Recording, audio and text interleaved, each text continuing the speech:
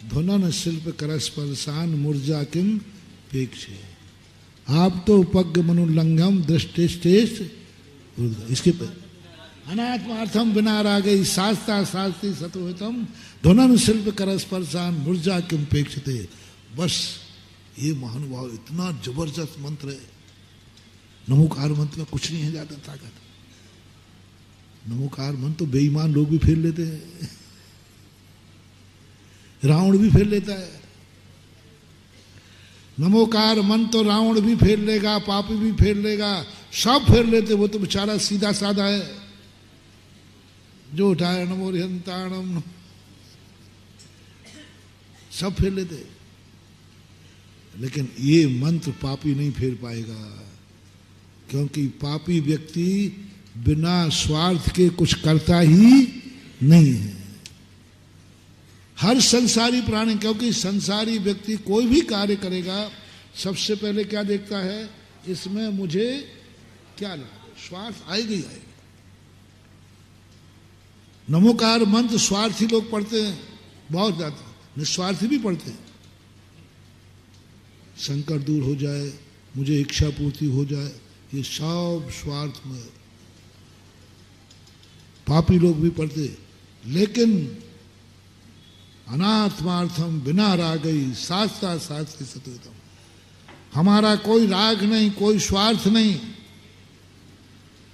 फिर भी वह जाकर के उसको समर्पित हो रहा है, इसको नियम से सम्यक दृष्टि ही पढ़ पाएगा।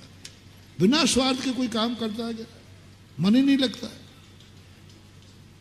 गजब का मंत्र दिया समंत भट्ट महाराज ने, अनात्मार्थम बिना रागई शास्त्रा शास्त्री सतोहितम। मैं जो भी उपदेश दूंगा उससे मैं अपना कोई स्वार्थ नहीं रखूंगा।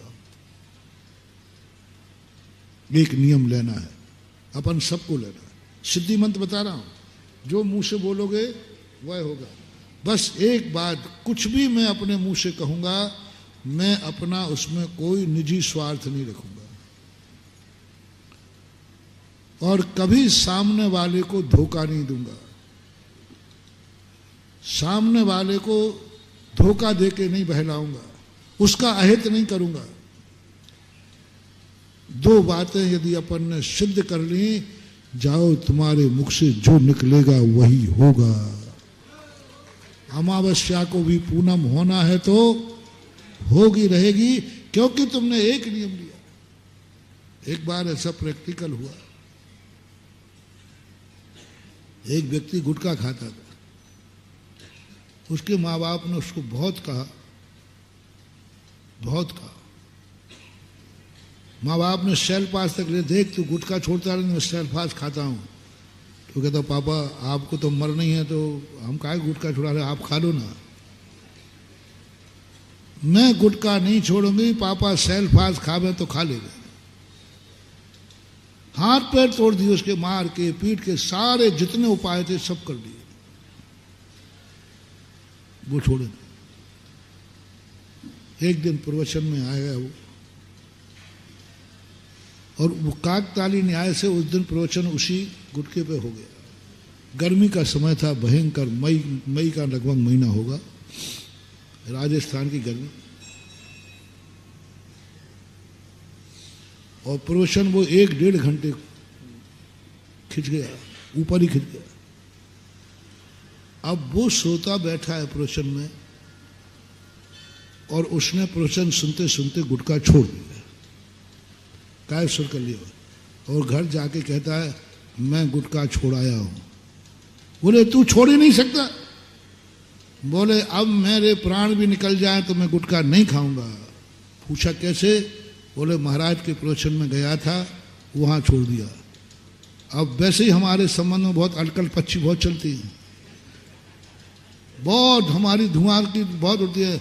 महाराज के पास तंत्र है, मंत्र है, शक्तियां हैं, देवता हैं, और क्या क्या भगवान माले के पता नहीं सब पता नहीं, उनके पास तो बहुत सारे वो हैं, ये है वो है। तो उनके माता पिता आ गए, बोले महाराज जी अभी तो सुना ही था, आपके पास जरूर कोई शक्ति है, जादू है। मैंने कहा भैया क्या बात हो गई? बोले आपने जरूर, बोले मेरे बेटे ने गुटखा छोड़ दिया। तो मैंने कहा मैं तेरे बेटे को जानते ही नहीं हूँ। अरे महाराज आपने जरूर कुछ किया है, जरूर कुछ किया है, अन्यथा वो छोड़ ही नहीं सकता। उन्हीं ने सारी कहानी बताई, मैंने ये उपाय कर लिए। आप कुछ भी कहो, आप कुछ ना कुछ तो करते हो। 10 मिनट में थोबंजी बन जाए।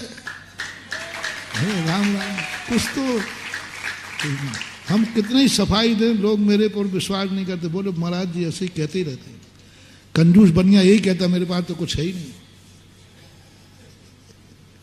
कहते ना बनिया मेरे पास तो कुछ है ही नहीं, क्योंकि बड़े आदमी हमेशा यही बोलते रहते हमारे पास तो कुछ है ही नहीं, और भंडारे भरे रहते हैं, विश्वास ही नहीं करते। भैया मेरे पास कुछ नहीं है। अब बताओ कोई विश्वास करेगा? आज सोने का कितना महंगा है, और यूं बोल दिया, प्रवचन भी नहीं दिया, अंगाड़ी पिछाड़ी, अभी नमक मिर्ची तो लगाया ही नहीं था, और 10 मिनट में ये कह रहा है कि अब एक ऑनलाइन और आ गया, 10 नाम आ गए सोने के, छपते छपते यूं। और ये पहले मेरे पास आए थे, महाराज जी कम से कम 2 नाम और करा दो, 5-5 के नाम के। चार, उनके पास 2 नाम थे, तो 2 दूनी 4। अब महाराज 2 नाम और हो जाए 10-10 ग्राम के, तो कम से कम 8 साल निपट जाएंगे। हम ये देखेंगे हो जाएगा, और कल हो गया। अब कौन नहीं माने, कौन नहीं मानेगा? महाराज जरूर बैठे बैठे कुछ करते तो है। लोगों को शक बहुत है मेरे पर, मैं हमेशा शक के घेरे में रहता हूं, क्योंकि प्रतिदिन कोई ना कोई नई घटना घटती है, और लोग कहते ये कैसे हो गया, ये तो हो ही नहीं सकता था। जो हो नहीं सकता था वो हो जाए, इसी का नाम तो अतिशय है। चमत्कार किसे बोलते भैया?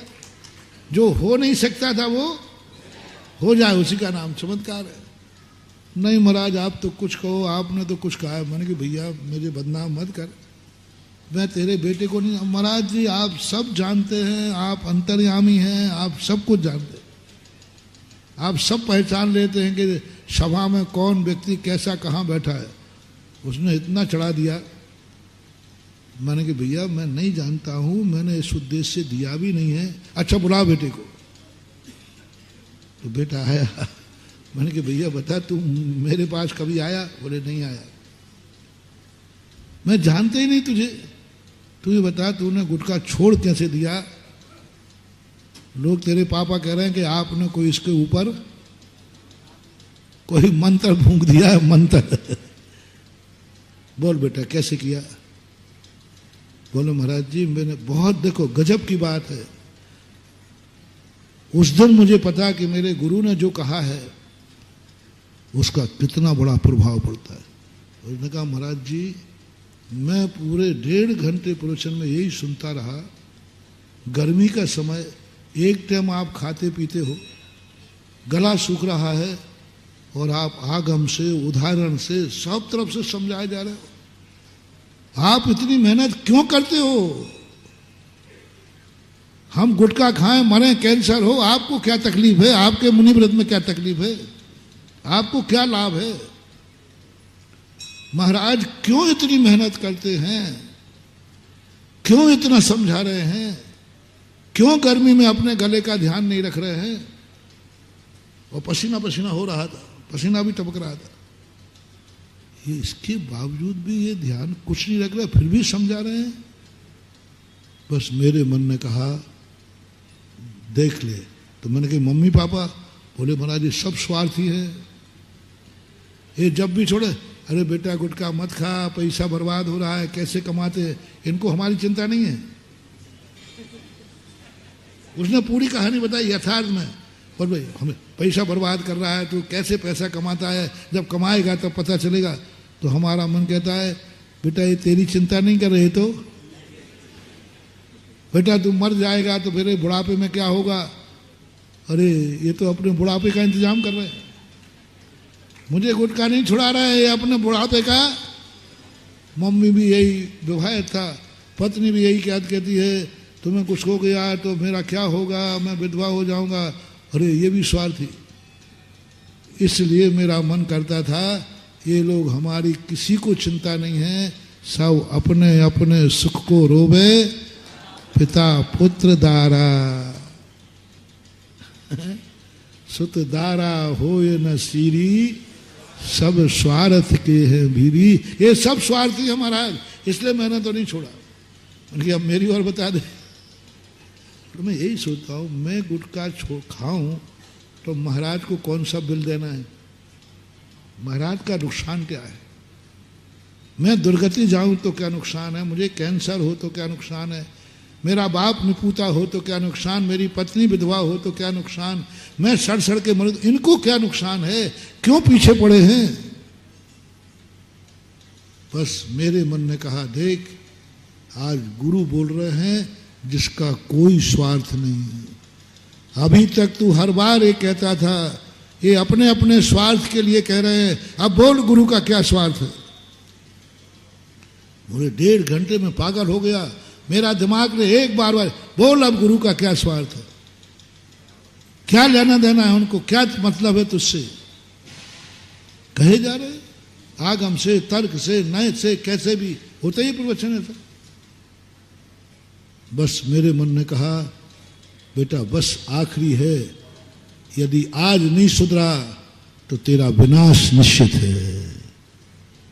निस्वार्थ व्यक्ति से यदि तूने नहीं सुधरा तो तेरा विनाश निश्चित है, अभी नहीं तो फिर कभी। बस मेरे मन में बस एक बात से, आपका क्या स्वार्थ है?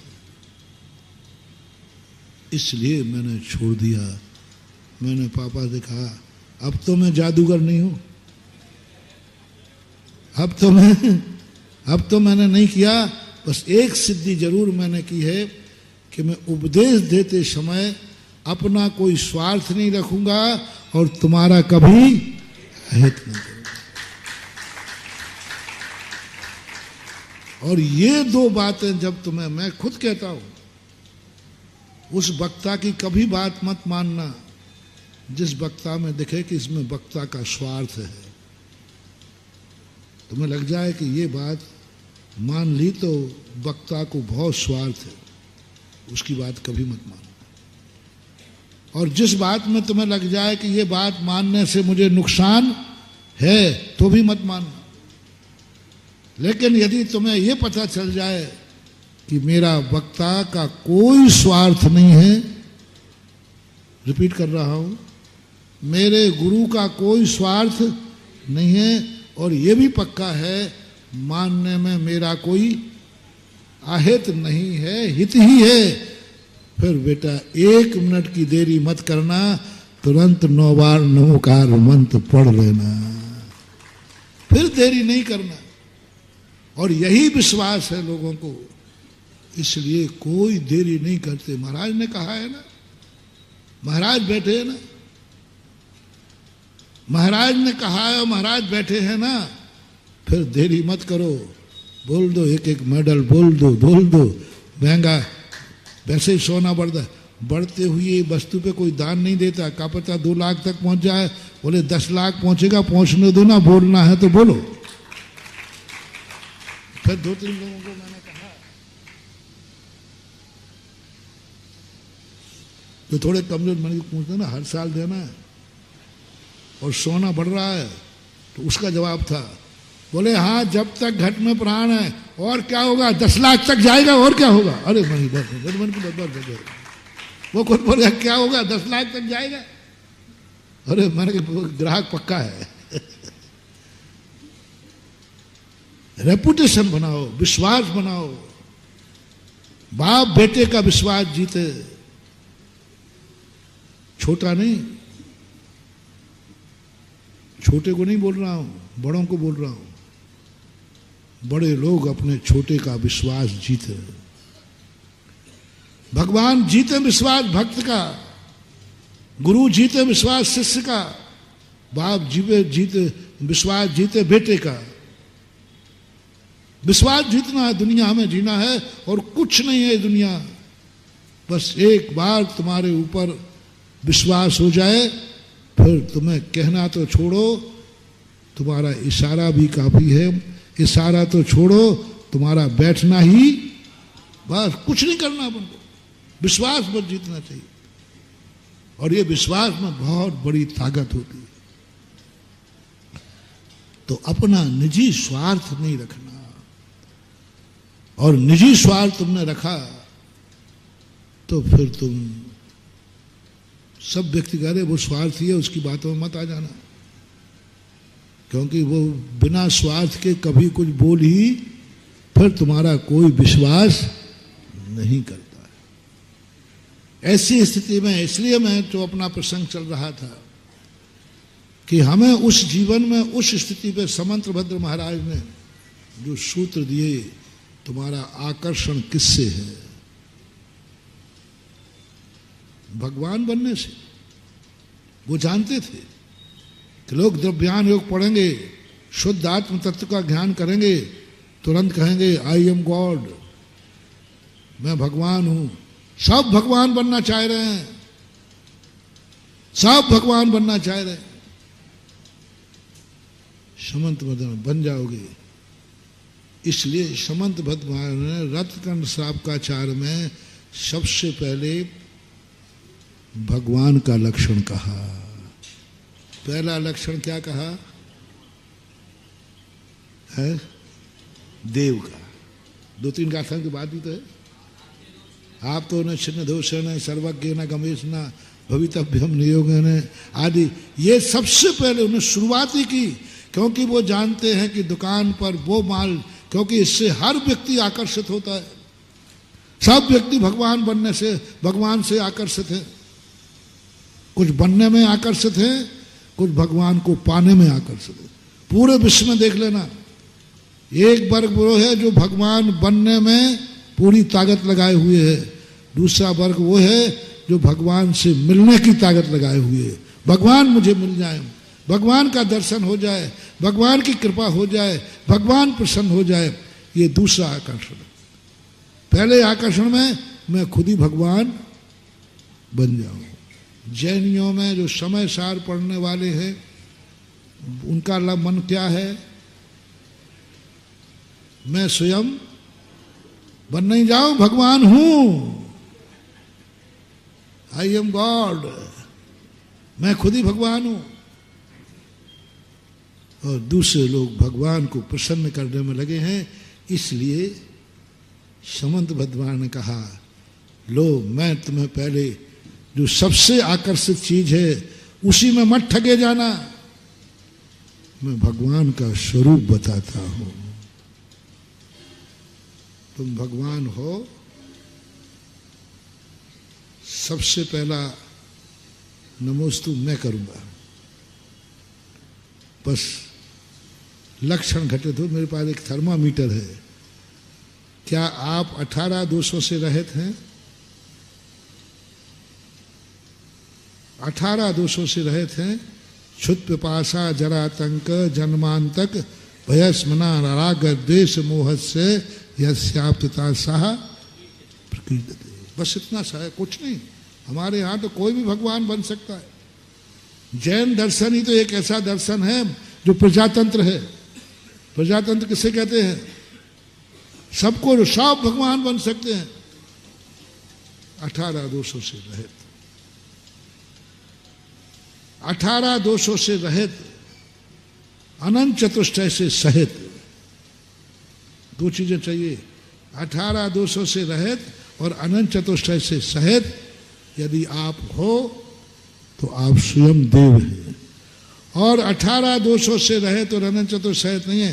फिर यदि तुमने अपने आप को भगवान माना तो तुम कुदेव खुद बन गए, तुम डूबोगे। मैंने कहा ना, कुदेव का लक्षण है स्वयं डूबता है और उसके आश्रित जो जाएगा। तो जब जब तुमने 18 दोषों से रहित अपने आप को कहा मैं भगवान आत्मा हूं। अमृतचंद सूरी महाराज ने नहीं कहा कि मैं भगवान आत्मा हूं, उन्होंने ये कहा निश्चय नहीं से मैं भगवान आत्मा हूं। तुम निरपेक्ष बोल रहे हो, वो ये कह रहा है शक्ति की अपेक्षा मैंने में भगवान बनने की शक्ति है। अभी यहां स्टेशन पर शिखर जी के यात्री पहुंचे अभी शिखर जी नहीं पहुंचे, लेकिन टिकट देखकर कहा ये कहाँ के यात्री हैं? शिखर जी के यात्री हैं अशोकनगर स्टेशन पर। तो अमृतचंद सूरी महाराज ने कहा कि नहीं, तेरे में शक्ति है निश्चय नहीं से। जैसे माँ ने कहा तू राजा बेटा है और तुम निकल गया आई एम गॉड। शक्ति अपेक्षा, ये शक्ति के बिना कहते मैं भगवान हूं।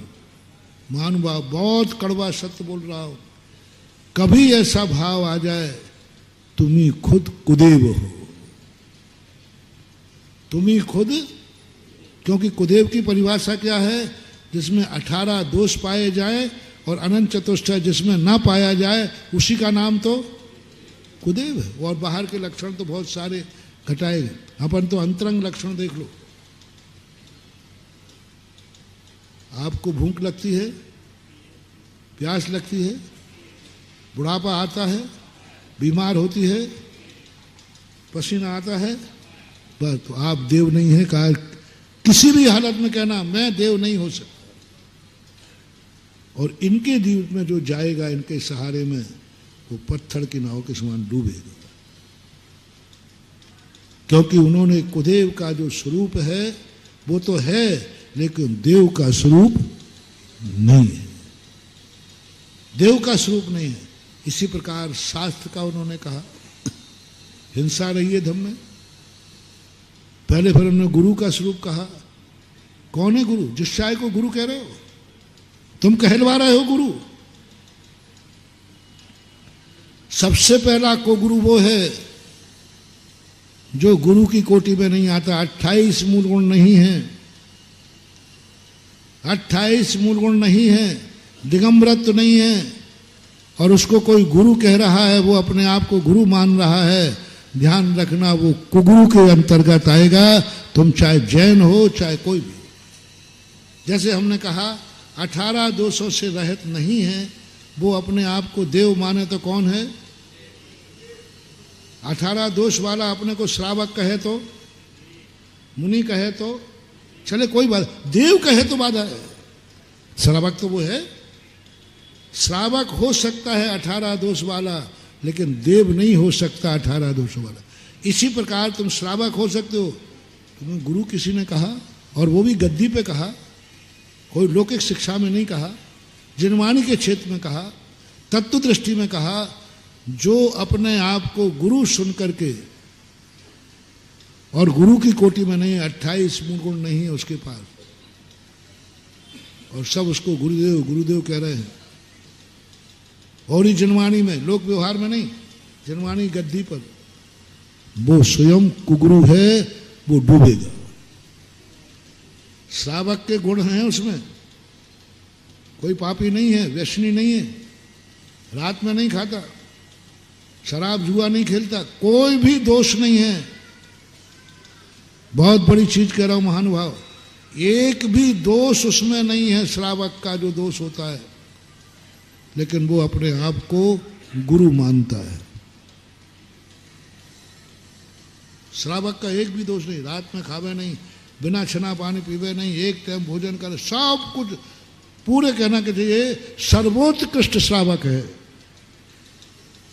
सर्वोत्कृष्ट श्रावक की गति क्या होगी?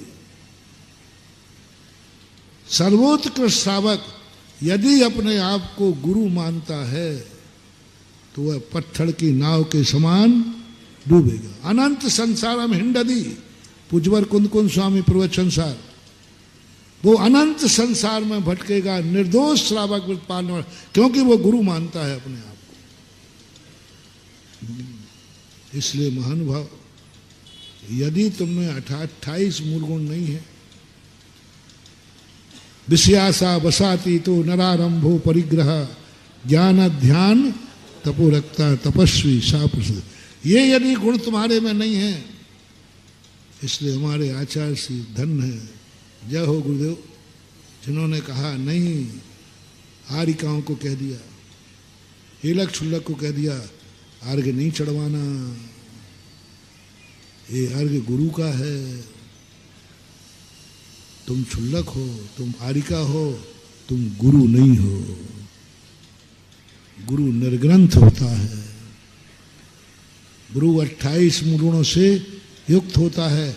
आरिका बनने में दोष नहीं है। आरिका को जगत पूज्य कहा, आदरणीय कहा, महान कहा।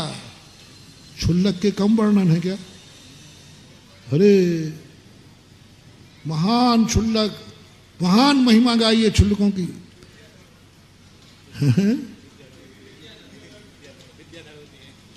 विद्याधर होते हैं, हाँ सब बहुत बहुत बड़ी। लेकिन यदि वही आरिका, वही एलक क्षुल्लक अपने आप को गुरु मान ले तो ये पत्थर की नाव के समान डूबेंगे। चर्या में कहीं कमी नहीं है, अपनी जो चर्या है उसमें कमी नहीं है, लेकिन अपना गुरु मान करके पुजवा रहे हैं। लोग गुरु मान रहा, जय हो गुरुदेव, नहीं, मैं गुरु नहीं हूं। और परिग्रही को तुम गुरु, परिग्रह अपने आप को गुरु मान रहा है। यही बात तो मैंने जयपुर में कही थी कि सबसे पहले महाराज जी हम लोग कम से कम ये है गृहीत मिथ्यात्व नहीं पालते। हम कुगुरु कुदेव कुशास्त्रों को नहीं जाते। हमारे भक्त स्वाध्याय करते हैं। सोनगढ़ से उसने कम से कम, कांजी ने कम से कम कुगुरु कुदेव का कभी समर्थन नहीं किया। मैंने कि वो खुद ही कुगुरु बना है, वो खुद ही कुगुरु बना है। सदगुरु, जगत गुरु, परम गुरु, उसके सामने लोग बोल रहे हैं। उसने एक बार कहा कि भाई ये गुरु का स्वरूप नहीं है, मेरा श्रावक का स्वरूप है। मैं पंडित हूं, मैं श्रावक हूं, मैं सम्यक दृष्टि हूं, यहां तक चल जाता। लेकिन मैं गुरु नहीं हूं। गुरु तो वही है जो निर्ग्रंथ होता है, 28 गुणों का पालन करता है। क्या उन्होंने कभी ये कहा? बोले नहीं कहा। मैंने कि वो खुद ही कुदेव कुगुरु है। क्योंकि हमारे शास्त्रों में लिखा है जो इन गुणों से रहित है वही। और तुम लोगों से मेरा कहना है,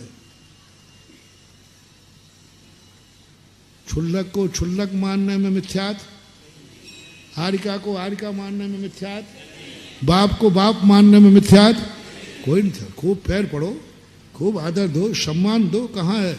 लेकिन तुमने किसी कारण से यदि परिग्रहवान को गुरु कह दिया तो तुम्हारा गुरु गुरु डूबेगा और तुम भी डूबोगे।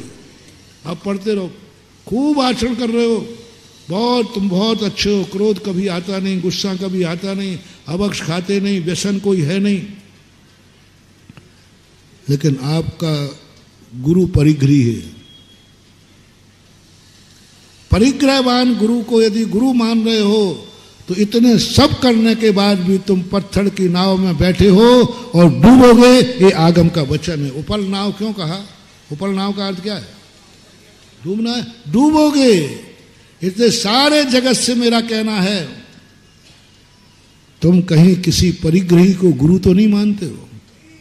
मोक्ष मार्ग, मोक्ष की गद्दी पे शास्त्र की अपेक्षा वो ज्ञान दे सकता है, शिक्षक हो सकता है, तुम्हारा उपकारी हो सकता है। उपकारी हो जाने मात्र से वह गुरु नहीं हो गया। उपकारी होने मात्र से गुरु नहीं हो गया। उपसर दूर करने से वो भगवान नहीं हो गया। कई लोग कहते महाराज जी देखो देवताओं ने, धरणानंद पद्मावती ने उपसर दूर किया ना, हमने किया तो फिर पूजा करने में क्या? नहीं, गलत बात है। यदि कोई राज चलने वाला कोई व्यक्ति महाराज का उपसर दूर करे तो क्या वो पूजा के योग हो जाएगा? उपकारी अलग है, उसने उपकार दूर किया, प्रशंसनीय है, प्रशंसनीय है लेकिन पूजनीय नहीं है, प्रशंसनीय है लेकिन वंदनीय नहीं है, प्रशंसनीय है लेकिन उच्चासन के प्रशंसनीय है। बहुत अच्छा काम। इसी प्रकार किसी पंडित ने, किसी गुरु ने आपको उपदेश दिया, शनमार पे लगाया, सम्यक दृष्टि बनाया, तो भी वो गुरु नहीं हो सकता। गुरु नहीं हो सकता। यदि तुम गुरु मानते हो, सब कुछ अच्छे हैं तुम्हारे, तो भी तुम पत्थर की नाव में बैठे हो। ये बहुत बड़ी बात समंतभद्र महाराज ने कुगुरु कुदेव और कुशास्त्रों को सबसे पहले वर्णन किया। उसके बाद फिर कहा सम्यक दर्शन क्या है, सम्यक चारित्र क्या है, सम्यक क्या है। इसलिए अपने जीवन को एक व्यवस्थित करना है। पहले आप का देव सचा, तुम कैसे हो मैं नहीं पूछ रहा हूं, तुम कैसे हो मैं नहीं पूछ रहा हूं। कल भी कहा था तुम कैसे हो, तुम्हारा बाप कैसा है।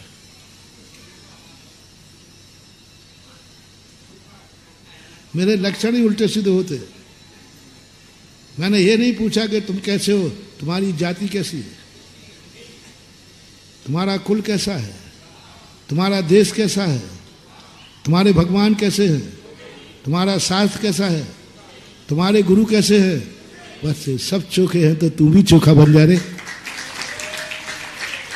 इतनी सी तो बात है। और अभी मैं कहते तुम चोखा बनो, और महाराज जी कैसे बनूं, मेरा बाप तो खोटा है, मेरे गुरु खोटे पे साहब। तो मैंने इसलिए पूछ लिया था, कोई तेरे आजू बाजू में कहीं खोटा दिख रहा है? बोले नहीं साहब, किस्मत भी कैसी है, चौकी है, नहीं तो जैनी में कैसे जन्मते।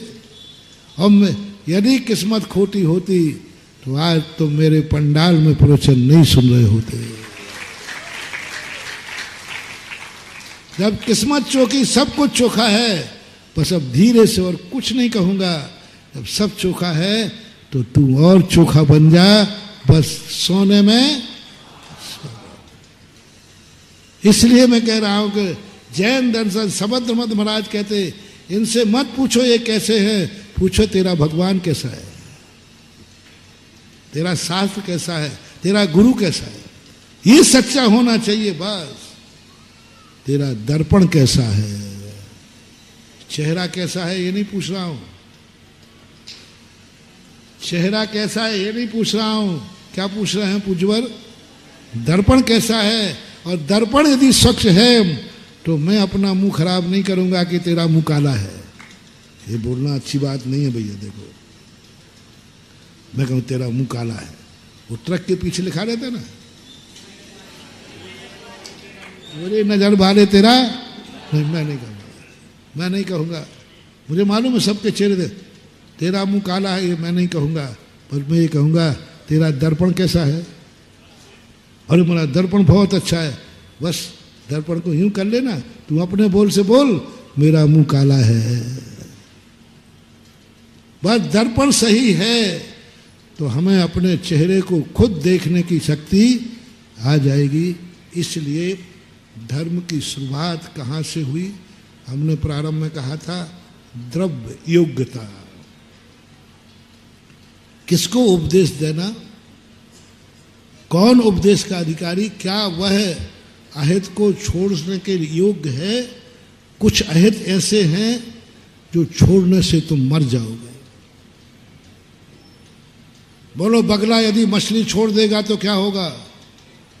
मरेगा कि जिएगा? बोलते नहीं हो। शुकर यदि भिष्टा छोड़ देगा तो क्या होगा? हाँ, मेरे साथ हो गया एक बार बगले का। एक सज्जन ने, समय हो गया, एक सज्जन ने अजमेर में एक बगले को कुत्ते ने पकड़ लिया, उसने छुड़ा लिया। अब छुड़ा के तो आ गए, डॉक्टर पास ले गए। डॉक्टर कहता है ये मर जाएगा, मछली लाओ इसको। अब वो क्योंकि कुछ खाता नहीं होगा, वो जो भी हो, मछली खिलाना पड़ेगी। तो कहा साहब मैं मछली तो नहीं खिला सकता। बोले ये मरेगा फिर। मैं नारियल और मेरे पास आ गए, बोले महाराज जी मैं कहूँ, बोले कि दंड फत तुम करो, फंसाओ मुझे। हम बोलो मैं क्या करूँ? बोले महाराज मछली लाना पड़ेगी उसको तो वो बचेगा, मछली नहीं लाऊं तो वो मरेगा। अब आप लोग बताओ भैया मैं क्या करूं? कह दूंगा मछली लाके खिला दो, और यदि नहीं खिलाओगे तो वो मरेगा। डॉक्टर कह रहा मर जाएगा, कुछ नहीं खाएगा ये। इसलिए आचार्यों ने कहा उपदेश देते समय ये सोच लो कि तुम जिस पाप को छुड़ा रहे हो, क्या पाप छोड़ने के बाद बच पाएगा? वो योग्य नहीं है, उसको क्या तुम उपदेश दोगे? योग्य नहीं है।